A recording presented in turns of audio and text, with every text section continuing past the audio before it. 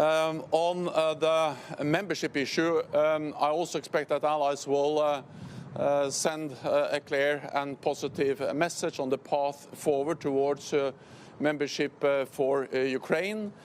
I have proposed a package of 3 elements with more practical support with a multi-year program to ensure full interoperability between the Ukrainian forces and the NATO forces. This will move Ukraine closer to NATO.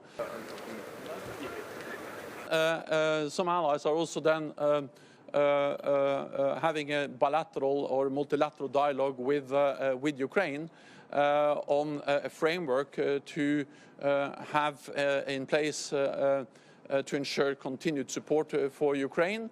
I think it would be wrong if I go into the exact language of that and also exactly how that will be made public. But of course, this will complement and supplement the decisions made at the NATO summit. The nuclear rhetoric of Russia is dangerous and reckless, and Russia must know that a nuclear war can never be won and must never be fought. NATO allies are, of course, monitoring closely what Russia is doing.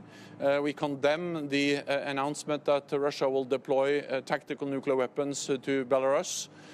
We are monitoring closely what they are doing. So far, we haven't seen any changes in the Russian nuclear deployments posture that requires any changes from our side, but we remain vigilant and we will ensure that we, of course, are ready to protect and defend every NATO ally against any potential threat. So far, we haven't seen any deployment or movement of any Wagner forces into Belarus.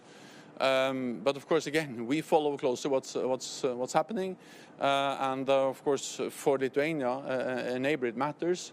NATO is here. We are ready to defend against any potential threat, but so far we haven't seen any deployment of Wagner forces to Belarus. Despite Serbians and can do anything. We yesterday agreed to also make Sweden a full member, that Turkey will ratify the accession protocols for Sweden.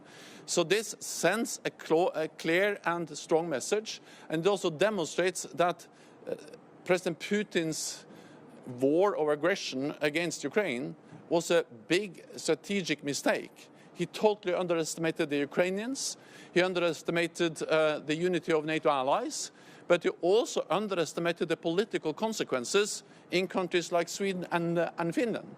He went to war because he wanted less NATO. He's getting more NATO.